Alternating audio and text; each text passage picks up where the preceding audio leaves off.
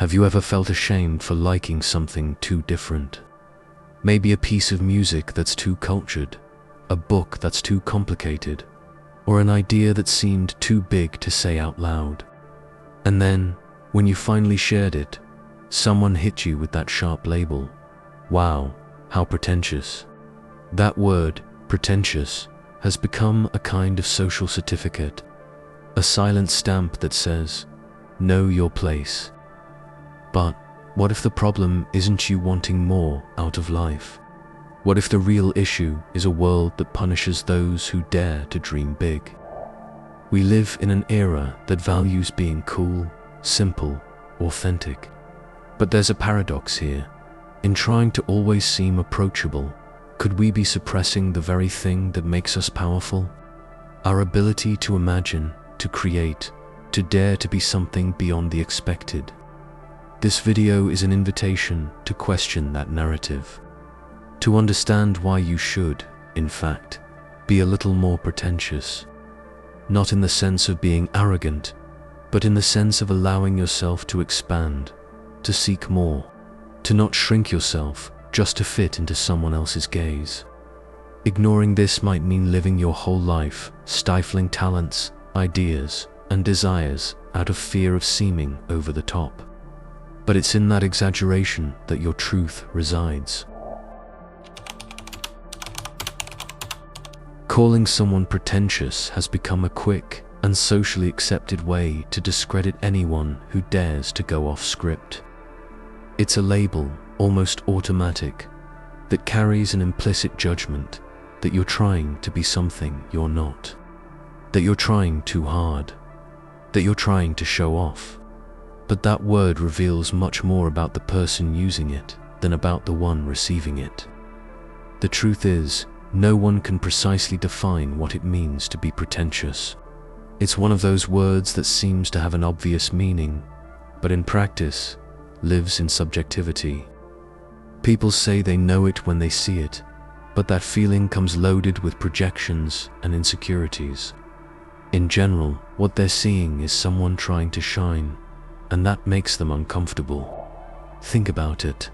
How many times have you held back an idea for fear of seeming too intellectual, too out there, too artsy?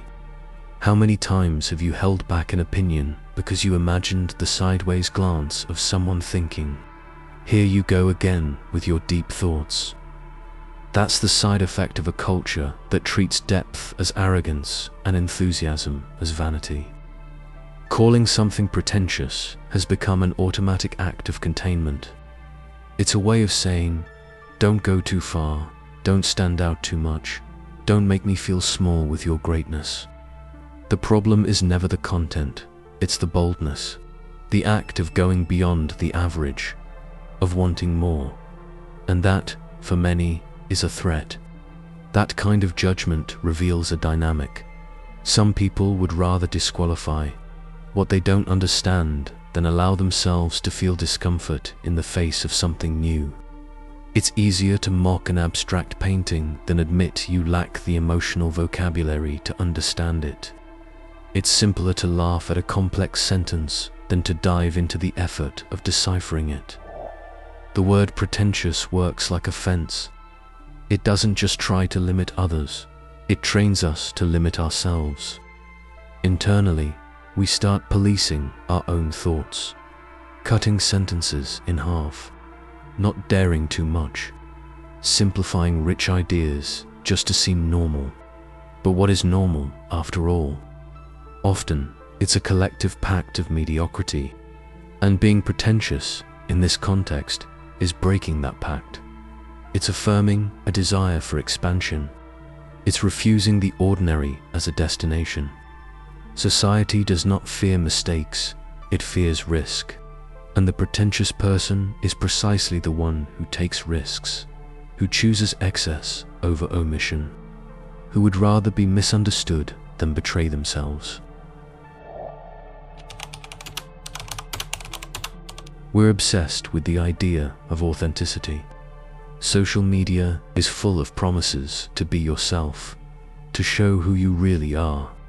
But stop and think, who is this true self that so many claim to be seeking. Does a pure self, isolated from others' perception, actually exist? The answer is simple. No, it doesn't. We all wear masks. We all perform. We speak differently with our boss and our friends. We change our tone with family, a stranger on the street, or someone we want to impress. That's not being fake, it's adaptation. It's social survival. The word persona, which Jung used to describe this social mask, comes from Greek theater and literally means mask. The idea of an authentic, unchanging self is a comforting fantasy. What actually exists is a mosaic of versions of ourselves, shaped by the environment. That's why judging someone as inauthentic for having refined tastes or complex ideas is a misunderstanding of human complexity. When someone is interested in philosophy, experimental art, or writes in a dense style, criticism quickly follows. "That's not you" seems forced, seems like you're trying to impress. But who gets to decide what's authentic? Who has the right to say what fits or doesn't fit into your identity? Imagine a young person from the outskirts who becomes interested in Russian literature. He talks about Dostoevsky at a family dinner and immediately hears, "So now you're an intellectual." That criticism has nothing to do with authenticity. It has to do with discomfort. With the shock of seeing someone move between worlds, of seeing someone break expectations and go beyond what seemed predictable. The masks we wear are inevitable, but the problem starts when we begin to believe that there's only one acceptable version of ourselves. The simplest, the most relatable, the least threatening. That traps us, it reduces us, and it prevents us from exploring the plurality that lives inside each of us. Being labeled pretentious for showing a new side of yourself isn't a sign of error, it's a sign of expansion. The discomfort you cause when you express yourself with more depth or intensity doesn't mean you're overdoing it. It means you're crossing boundaries. And crossing boundaries is exactly what authenticity demands. Not a true self that never changes, but a self under construction that allows itself to multiply. When someone says a certain taste is pretentious, they're often, without realizing it, reinforcing an old invisible hierarchy of what you're allowed to enjoy depending on where you come from. Taste policing. The idea that something is too much for someone like you isn't just a matter of opinion, it's a matter of class. Growing up in an environment where certain types of culture are considered out of reach creates a limit. The idea that classical literature, European cinema, or contemporary art are rich people's things is still deeply rooted, and anyone who dares to cross that line, to consume, understand, or even create that kind of content, is quickly seen with suspicion. They're seen as someone trying to be something they're not. And then comes the label, pretentious. But the truth is, that label isn't about authenticity, it's about place. It's about keeping everyone in their box. When a black woman starts quoting Kant in a conversation, when a young man from the favela uses complex words to explain his ideas, when a factory worker says he's reading Camus, society reacts, and it reacts with irony, because that disrupts the implicit order of what each person is supposed to consume, think, and be. Calling something pretentious, then, can be a social containment act, an attempt to keep taste boundaries aligned with power boundaries. Because when someone dares to break that map, they threaten not just aesthetics, but the structure it represents. That's why the fear of seeming pretentious paralyzes so many people. Because deep down, what's at stake isn't just personal taste, it's belonging. The feeling that if you're interested in something beyond what's expected, you'll be rejected, ridiculed, kicked out of the tribe. But all cultural evolution is born from the crossing of boundaries. Hip-hop was born from the mix of rhythms and creative appropriation of sounds once considered elite, like Kraftwerk. Jazz was called noisy, dirty, and pretentious. Every new language, at first, sounds excessive, inappropriate, until it becomes inevitable. Labeling the different as pretentious is a way to keep new worlds from opening. It's keeping doors shut that should have been wide open by now. The real pretension isn't in wanting more, it's in believing that only some people have the right to want. There's an irony in the use of the word pretentious. Many who use it to criticize others are, in fact, engaging in a disguised version of the very attitude they condemn. The critique of pretension often carries its own hidden pretension, the desire to seem more enlightened, more real, more in touch with what is simple and true.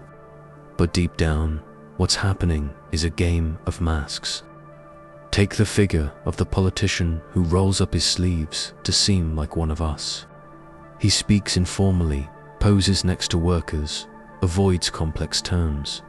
It all seems spontaneous, but it's not. It's a construction, a carefully staged performance meant to appear authentic, a performance of humility. And, curiously, this act is seen as a virtue, while the artist who speaks of lofty ideas or the young person who dreams big is accused of pretension. This reveals a cultural paradox. Today, pretending to be simple is more acceptable than actually being sophisticated. It's more socially favorable to seem normal than to be bold. There is, in fact, a kind of pretension in displaying commonness, a desire to belong to the collective through simplicity, even if it costs your originality. The irony goes further. Often, the critics are the truly pretentious ones, not because they speak in a complicated way or enjoy complex things, but because they judge what they don't understand with an air of superiority. It's easier to laugh at something that seems too intellectual than to admit you didn't understand it. Dismissing something is a defensive act.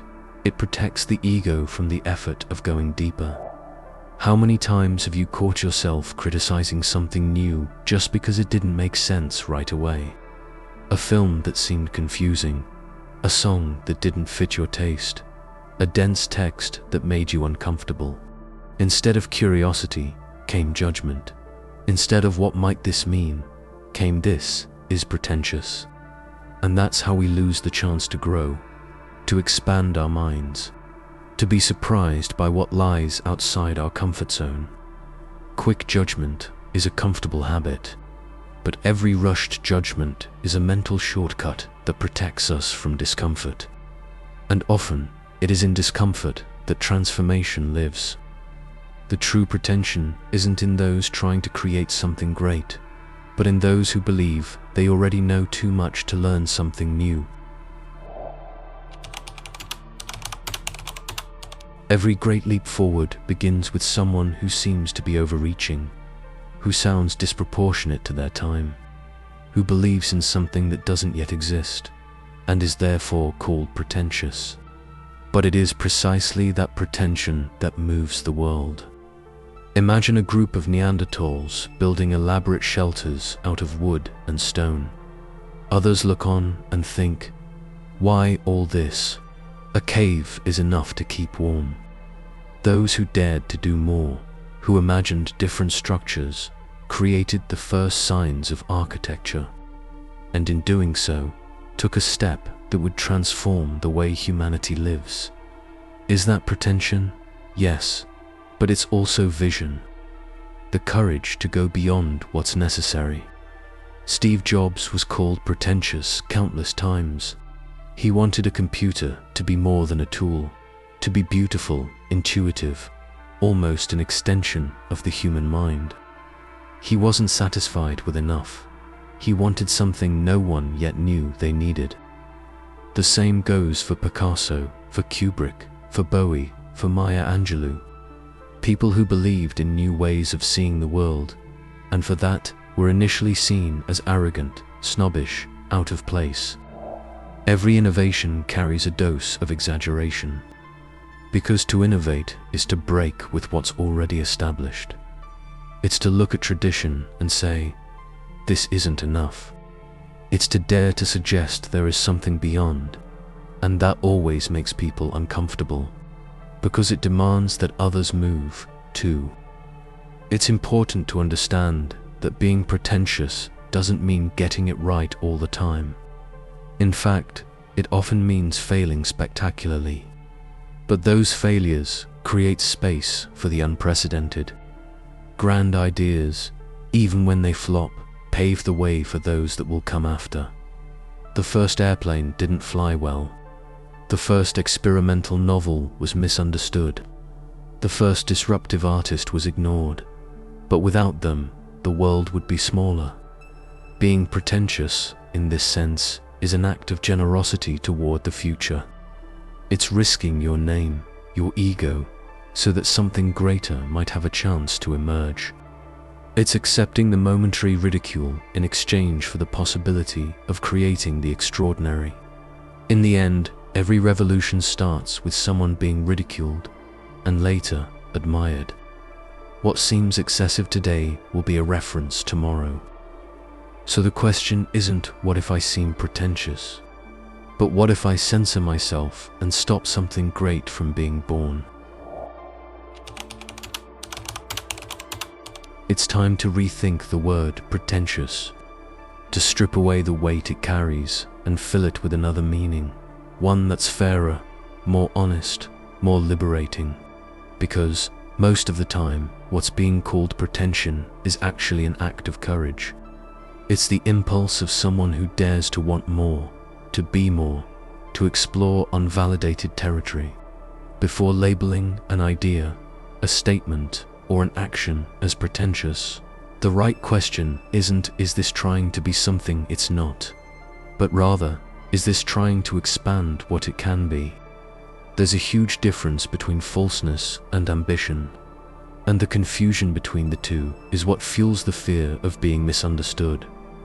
Much of what we call pretension is simply an attempt, an effort to break out of autopilot, a search for language, for expression, for connection with something bigger. Of course, that effort doesn't always hit the mark. Not every poem will be brilliant. Not every artistic performance will move others. But does that invalidate the attempt? Does every aesthetic failure deserve to be ridiculed? The easy critique, the one that boils down to that's too pretentious, is lazy. It avoids confronting what is strange, new, challenging, and often it's a shield to avoid facing one's own limitations.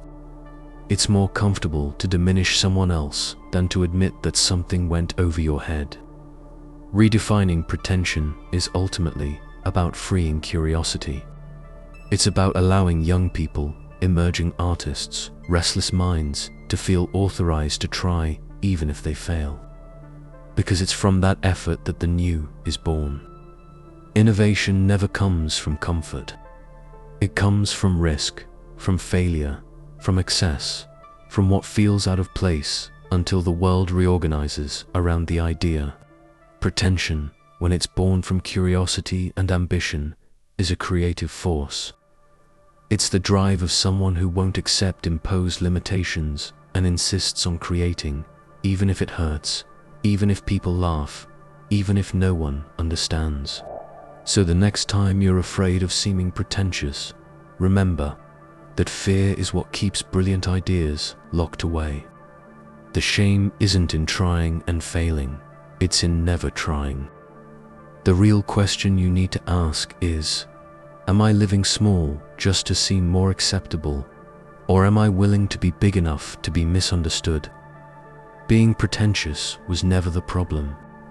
The real problem is spending your life trimming yourself down, hiding intense ideas, legitimate desires, bold ambitions, just to seem more acceptable. It's living in a way that dims your own light so as not to disturb those used to the dark. How many times has someone swallowed an opinion, a creation, a desire to express themselves, just to avoid the sideways glance of someone who doesn't understand? How many promising ideas were abandoned before they were even born for fear of seeming too much? That has a cost, and it's high, because every time you repress yourself, something inside you dies. Being called pretentious, in this context, is almost a badge of honor.